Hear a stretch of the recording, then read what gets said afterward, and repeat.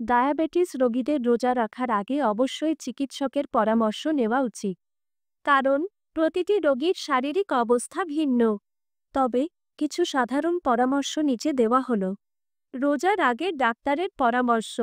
Diabetes রোগীদের রোজা রাখার আগে অবশ্যই ডাক্তারের সাথে পরামর্শ করতে হবে। ডাক্তার আপনার শারীরিক অবস্থা, ওষুধের ডোজ এবং খাদ্যাভ্যাস অনুযায়ী পরামর্শ দেবেন। রোজার সময় রক্তের সুগারের মাত্রা নিয়মিত পরীক্ষা করা জরুরি। খাদ্যাভ্যাস।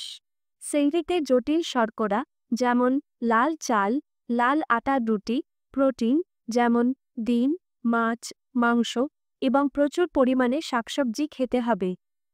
ইফতারে খেজুর, ফল, সবজি এবং প্রোটিন সমৃদ্ধ খাবার খাওয়া উচিত। অতিরিক্ত মিষ্টি, ভাজা খাবার এবং চর্বিযুক্ত খাবার এড়িয়ে চলতে হবে। পর্যাপ্ত পরিমাণে জল পান করতে হবে। ওষুধের নিয়ম। ডাক্তারের পরামর্শ অনুযায়ী ওষুধের ডোজ পরিবর্তন করতে হতে পারে। ইফতার এবং সেহরির সময় ওষুধ খাওয়ার নিয়ম মেনে চলতে হবে। ইনসুলিন গ্রহণকারীদের বিশেষ সতর্ক অবলম্বন করতে হবে। রক্তের সুগার নিয়ন্ত্রণ। রোজার সময় রক্তের সুগারের মাত্রা ঘন ঘন পরীক্ষা করতে হবে।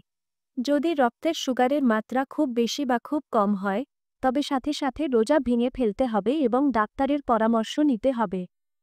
সতর্ক।